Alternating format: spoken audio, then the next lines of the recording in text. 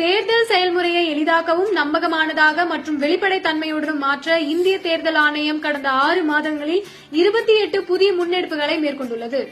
இந்த முன்னெடுப்புகளானது 6 பகுதிகளாக பிரிக்கப்பட்டுள்ளது. அரசியல் கட்சிகளுடனான இணைந்த செயல்பாடுகள், தேர்தல் முறைகளை தூய்மைப்படுத்துதல், தொழில்நுட்பத்தின் பயன்பாடு, வாக்காளர் பட்டியலின் துல்லியம், வாக்களிப்பதை எளிதாக்குதல் மற்றும் திறன் மேம்பாடு ஆகியனவாகும். இந்த தொடரில் இன்று நாம் பல்வேறு தேர்தல் மேலாண்மை அமைப்புகளின் தலைவருடன் இந்திய தேர்தல் ஆணையத்தின் தலைமை தேர்தல் ஆணையர் திரு ஞானேஷ்குமார் அவர்களால் நடத்தப்பட்ட இருதரப்பு சந்திப்புகளை பற்றி பேசுவோம். இந்த சந்திப்பின் போது தலைமை தேர்தல் ஆணையர் திரு ஞானேஷ்குமார் அவர்கள் மெக்சிகோ, இந்தோனேஷியா, மங்கோலியா, தென் Africa, Switzerland, Moldova, Lithuania, Mauritius, England, Germany, Ukraine மற்றும் குரோஷியா ஆகிய நாடுகளின் தேர்தல் மேலாண்மை அமைப்புகளின் மூத்த அதிகாரிகளுடன் கலந்துரையாடினார்.